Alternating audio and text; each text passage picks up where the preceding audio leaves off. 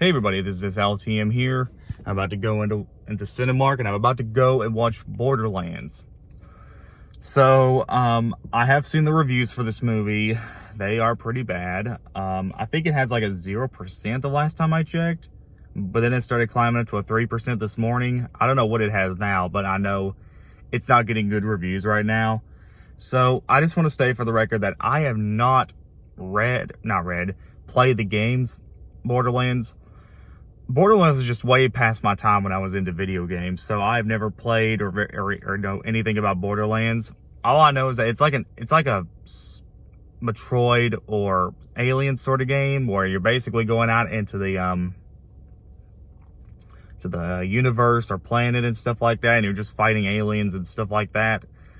I don't know much anything about Borderlands, so so Hollywood's making a movie based on it now, and hopefully when I come back, I'm going to give you all my review on it. Not much I can say about the intro, but I'll just give you all my thoughts when I come back. Just hope the movie's good. It probably won't, but we'll see. This is LTM, and I'll be right back.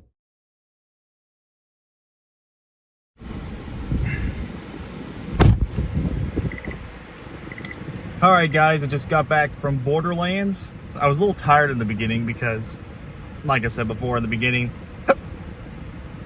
excuse me, I have little no knowledge of Borderlands, so I do know the movie's getting a lot of hate right now, and some are even calling it one of the worst films of 2024.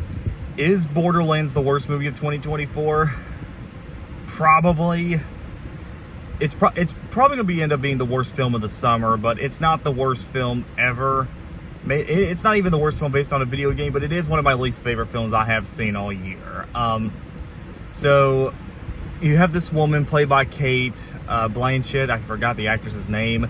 She's looking for this person or this villain who's taking over the world, and she teams up with these other bounty hunters.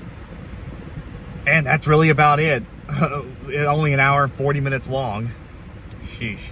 So, okay, so let's get to the good stuff. Ariana Greenblatt and Jack Black's performances are actually pretty good. Are actually pretty funny in this. The characters are not well written. But they are the funniest parts of the film. They're probably the only things I found funny in this. Some of the action is fine. It's trying. You could tell they're really trying to put their damnness into it. And the visuals are fine too. I understand this is not a big studio film. It's a Lionsgate film, but it's not exactly anything huge. But the visuals and the action were fine. But other than that, man, Borderlands doesn't really have much to offer for non-fans. Here's the thing about this movie. In terms of the story, is very inconsistent. I'm going to call it inconsistent, but it's very cliched and sometimes inconsistent because it's just the world building doesn't make a whole lot of sense. As a newcomer to Borderlands, I have no idea how this world works or what it's even doing.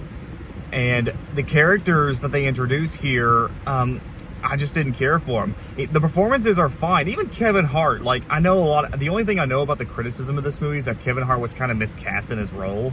But other than that, the performances, they're fine. It's just the movie's not very good. The characters were a little too thin, not very memorable. Let me think. The pacing is a little too fast. I mean, that explains the hour and 40-minute running time. I mean, once the movie ended, I was like, that's it? That's the movie? I was expecting something more, honestly. But, I don't know, man. I can tell this movie felt kind of rushed, honestly. It's almost like someone came up to a studio and said, hey, let's make a Borderlands movie. And then they just did whatever they wanted with it. Honestly, if you really describe the plot and the tone of this movie, it's almost like you mix in Guardians of the Galaxy, Jumanji, Suicide Squad, and Dungeons & Dragons all in a blender.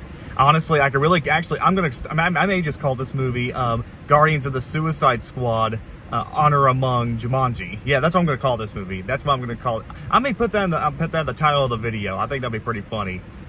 But yeah, is it the worst movie of 2024? I guess.